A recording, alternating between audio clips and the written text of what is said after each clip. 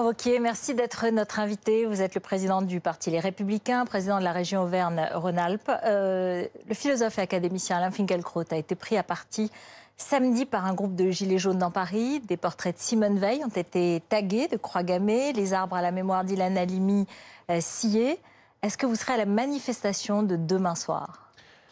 J'y serai évidemment, et comme vous le savez, on fait partie des différents partis politiques qui ont souhaité s'associer dès le début à cette initiative. Je voudrais juste faire un propos, si vous me le permettez, liminaire dessus. Vous avez évoqué un certain nombre de faits qui ont fait l'actualité médiatique.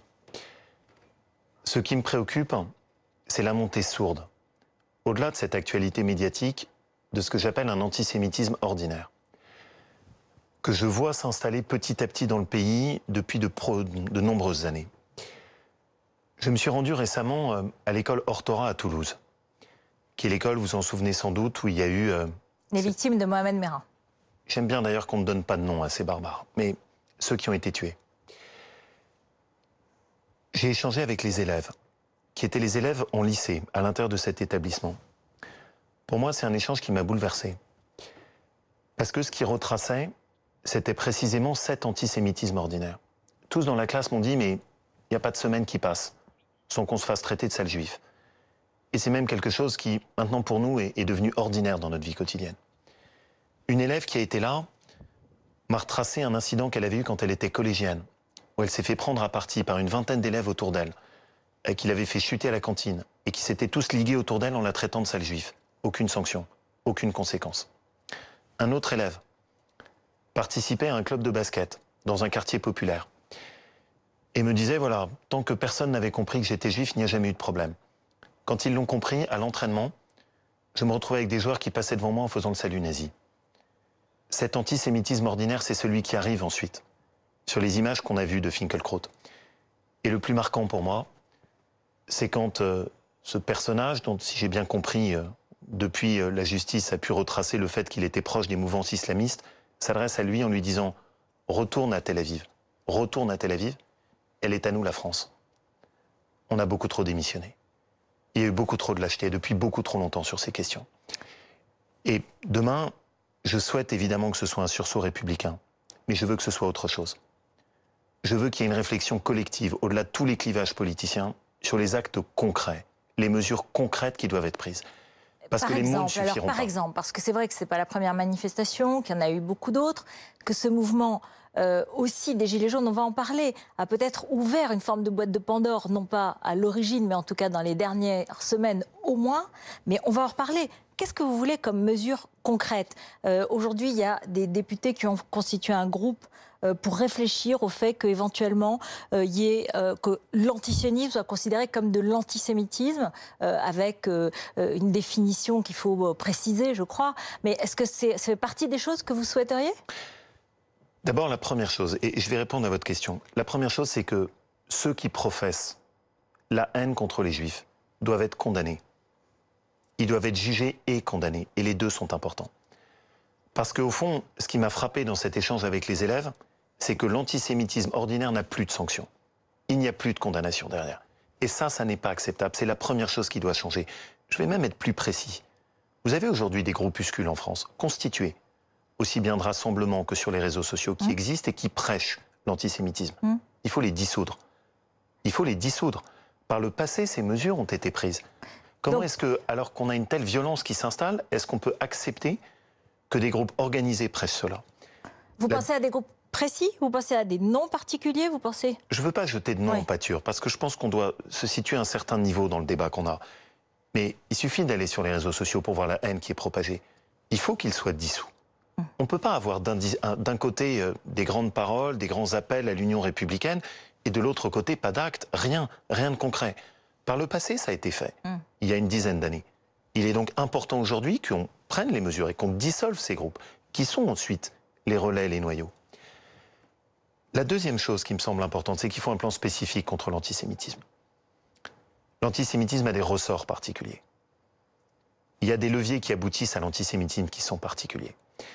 Et je pense que par le passé, on a trop souvent traité tout ça sous l'ombrelle assez politiquement correcte de la lutte contre le racisme, qui fait qu'on n'a pas ouvert les yeux sur un certain nombre de sujets, et je souhaite qu'on y revienne derrière, y compris le lien entre l'intégrisme islamiste et l'antisémitisme. Alors, ce lien-là, il a été fait ces dernières années, après les attentats. Ce lien entre l'intégrisme islamiste et l'antisémitisme, il a été relativement fait. Alors, il y a des questions à gauche, certainement, et un déni en partie à gauche, je vous l'accorde largement.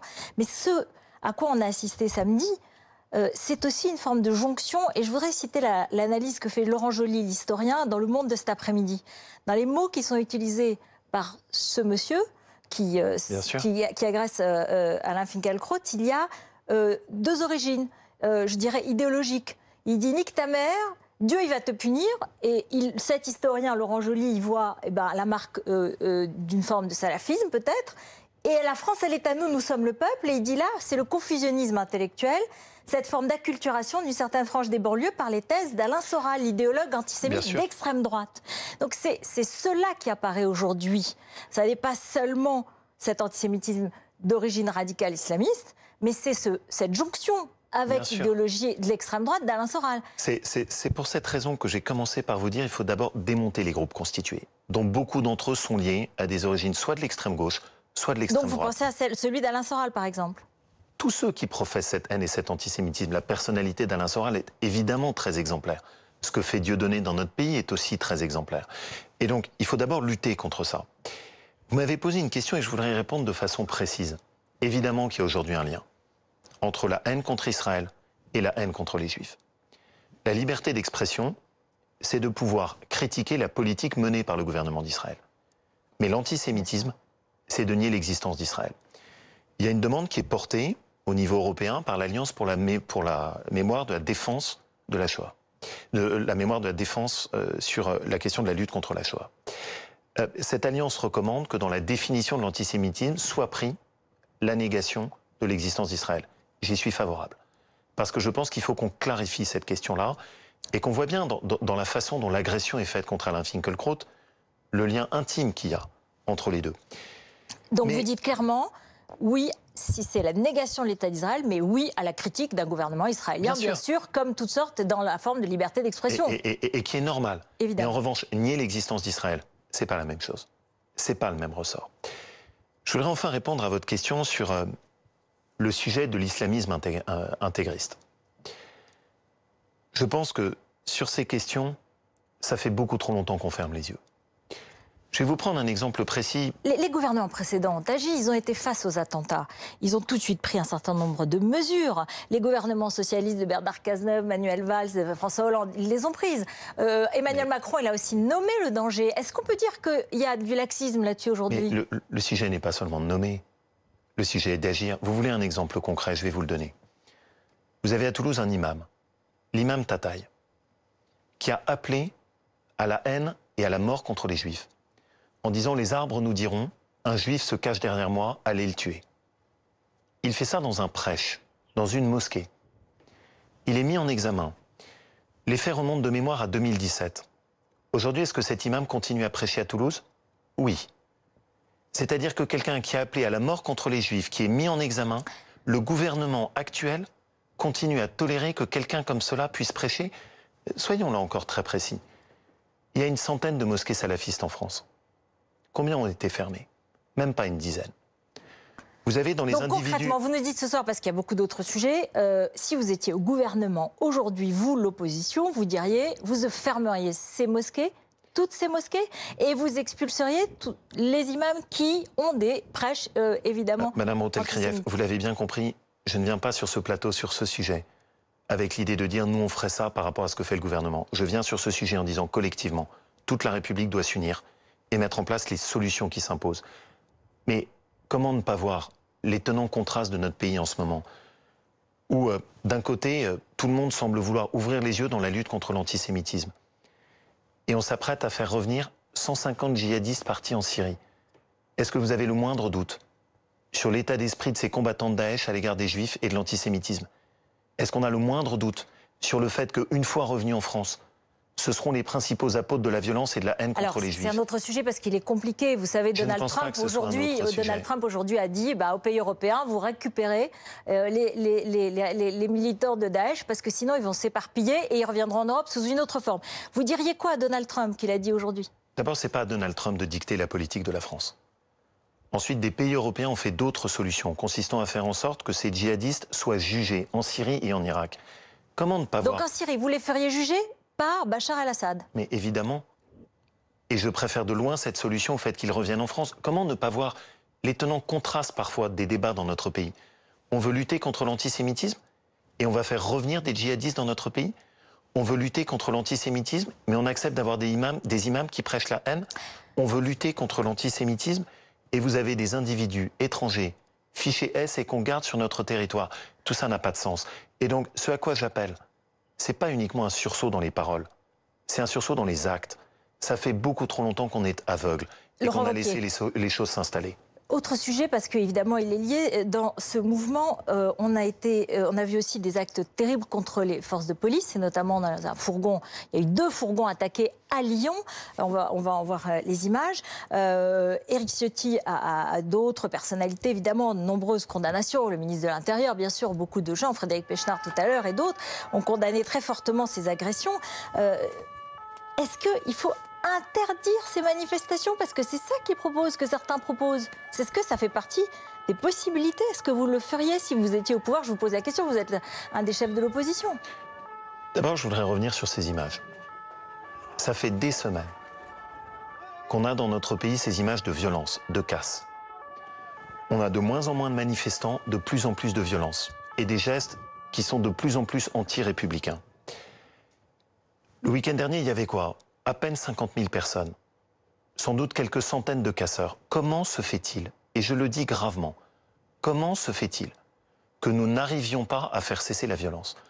Comment se fait-il, et c'est la première responsabilité du gouvernement et du président de la République, qu'il n'arrive pas à ramener l'ordre et la sérénité dans le pays? Des semaines.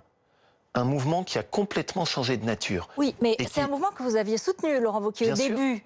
Et Mme Rottel-Krief, je ne change rien à cela.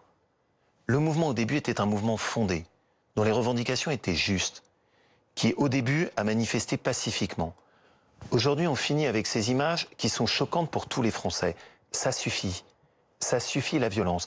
Et je le redis, les Français aujourd'hui sont en questionnement en se disant, dans un pays comme la France, comment est-il possible que le gouvernement et le président de la République ne parviennent pas à assurer l'autorité? Mais Laurent Wauquiez, qu'est-ce que vous feriez? Parce que vous avez soutenu ce mouvement. Au début, il y a 80% des Français qui l'ont soutenu. Comme tous les Français. Revendications ont été considérées comme légitimes. Et ce mouvement, il contenait peut-être aussi déjà des germes de violence, parce que certains de ces leaders ont eu des expressions dans les semaines qui ont suivi, qui étaient assez violentes et qui ont pu être vues comme insurrectionnelles. Mais ils ont été quand même soutenus, ceux-là. Je voudrais répondre à votre question très précisément. Par vous. Sur que faut-il faire aujourd'hui face à un mouvement qui est devenu, et ce n'est pas tous les gilets jaunes, mais face aux casseurs. Ce qui doit cesser, c'est la violence. Il y a des choses qui peuvent être faites. D'abord, la première, je pense que sur les condamnations, nous ne sommes pas assez fermes. Et le gouvernement n'est pas assez ferme. Le boxeur, par exemple, vous auriez... Très bon exemple. Il a été condamné à 1 an. Les gens se disent 1 an de peine de prison, ferme, tiens, c'est de l'autorité. Pas du tout. En réalité, on a accepté qu'il y ait un aménagement de peine, et donc il n'ira pas en prison suite à sa condamnation. Et donc vous voulez dire que les juges ne sont pas assez... Qu'est-ce que vous voulez dire exactement? Parce que la justice est indépendante. Vous me permettez d'aller au bout, les peines. parce que je vais être très précis. Nous avons proposé qu'il y ait des peines planchées systématiquement quand des casseurs s'attaquent aux forces de l'ordre. Systématiquement. Aujourd'hui, la moyenne des condamnations sont inférieures à 6 mois. Et la garde des Sceaux a publiquement dit que quand une condamnation était inférieure à 6 mois, il ne fallait pas aller en prison. Je ne partage pas cette position. Parce que je pense qu'à travers ces images, ce qu'on paye, c'est au fond une culture de laxisme qui s'est progressivement installée. Et je vais aller jusqu'au bout de ce que je pense. Je pense aussi qu'on paye l'état d'esprit, qui a été celui de Notre-Dame-des-Landes, où le président de la République a cédé face à la violence, où la violence a gagné. Enfin, attendez, mais Laurent Wauquiez, il y a aussi des gens qui considèrent qu'il y a eu des violences policières, qui considèrent qu'ils ont été blessés par des violences policières et qu'il y a des excès de violences policières, au contraire, qui dénoncent l'utilisation des lanceurs de balles de défense et des grenades de désencerclement. Et là, vous nous dites, en fait, le gouvernement n'est pas allé assez loin. Alors qu'à l'inverse, il y en a d'autres qui disent que les forces de police ont dépassé leur rôle. Enfin, pardon, vous n'avez pas ouvert les yeux, vous n'avez pas vu les images? Un fourgon de CRS qui était juste là, pour assurer la circulation routière, et qui est pris d'assaut par des sauvages avec un déchaînement de violence? Et vous voudriez que je me taise tranquillement et que je dise, mais au secours, il n'y a que les violences policières? Évidemment. Le gouvernement aussi a dit, ce sont des hordes de sauvages. Hier, Laurent Nunez mais sur notre antenne. Quelle est la première responsabilité du ministère de l'Intérieur? 1796 condamnations prononcées par la justice, 1482 personnes encore en attente de jugement, 1300 personnes jugées en comparution immédiate et 316 personnes placées sous mandat de dépôt pour 7400 gardes à vue depuis le début du mouvement. 316 seulement incarcérations. Je vous le redis, dans la moyenne, tous les casseurs ont été condamnés à des peines de prison inférieures à 6 mois. Ça veut dire qu'avec la politique actuelle de la garde des Sceaux, ils n'iront même pas en prison. Avec la violence à laquelle on assiste, je ne peux pas accepter ça. Comprenez bien mon propos. Je dis juste, il faut faire la distinguo entre d'une part le mouvement des Gilets jaunes et des revendications légitimes qui ont été insuffisamment écoutées.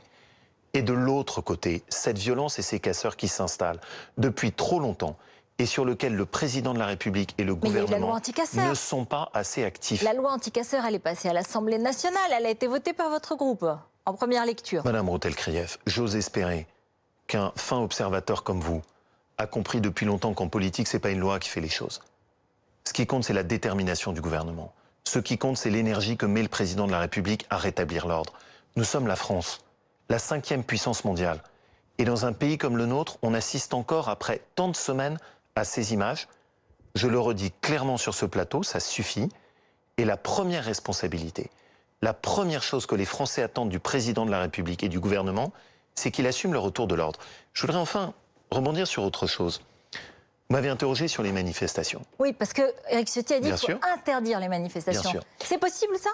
Éric Ciotti a précisé sa pensée, et je pense que ce qu'il dit est juste. Au début, encore une fois, on avait affaire à un mouvement qui était calme, et qui petit à petit a muté.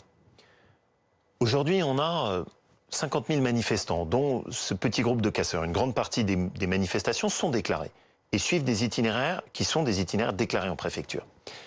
Mais quand une manifestation n'est pas déclarée, ça s'appelle un attroupement. C'est un attroupement qui se fait dans le mépris des règles de l'ordre. C'est précisément ces attroupements qui ensuite aboutissent à la violence. Donc oui, quand il y a des manifestations non déclarées, qui ne suivent pas les itinéraires qui ont été donnés en préfecture, dans lesquels il y a des craintes... Par définition, c'est difficile de les interdire, du coup, si elles ne sont pas déclarées. Non, mais ce qu'il faut, c'est les poursuivre, Madame Rottel-Krief. Ce qu'on est en train de parler, c'est pas un petit sujet. C'est juste accepter la banalité depuis des semaines que petit à petit, des gens ne respectent plus les règles de la République et qu'il n'y ait aucune conséquence. Je suis responsable de l'opposition, je suis un élu républicain. Je ne peux pas accepter ça. Je ne peux pas accepter qu'au fond, semaine après semaine, l'ordinaire soit devenu la violence et le non-respect des règles de l'ordre. Et donc je demande au gouvernement et au président de la République de réagir et de placer le niveau que nous attendons maintenant face aux casseurs. Il faut se placer au niveau de fermeté qui est nécessaire. Et les manifestations non déclarées, les manifestations dont on redoute qu'elles puissent conduire à de la violence, doivent être interdites. Et quand les règles ne sont pas respectées, il faut poursuivre. Parce que sinon on n'y arrivera pas. Et on ne sortira pas de cet engrenage de la violence. Laurent Wauquiez, vous dirigez un parti de gouvernement. Les Républicains, avant l'UMP, etc., étaient un parti de gouvernement. Aujourd'hui, vous êtes dans l'opposition. Mais on avait un peu un doute. On se demandait si vous dirigiez finalement un parti protestataire ou un parti de gouvernement. Et au début de ce mouvement, on a eu l'impression que vous vous situiez sur un champ de protestation seulement. Aujourd'hui, vous tenez peut-être un discours plus de gouvernement, je dirais. Est-ce que dans l'intervalle, vous avez fait un chemin, vous vous êtes dit, là ça va trop loin, je suis allé trop loin d'un côté, pas assez de l'autre? Mais vous-même, vous l'avez dit. Ce mouvement a profondément changé. Vous-même, vous l'avez dit. Les Français qui au début soutenaient ce mouvement et qui, pour une grande partie d'entre eux, continuent à le soutenir, ne soutiennent pas la violence. Le sujet dont on parle aujourd'hui, ce n'est pas les revendications des Gilets jaunes. C'est juste la question de savoir... Certains sont là, ils ne condamnent pas. Et vous avez bien vu que les figures de ce mouvement ne condamnent pas ni les actes antisémites, ni les violences. Bien sûr. Est-ce que vous les appelez à condamner?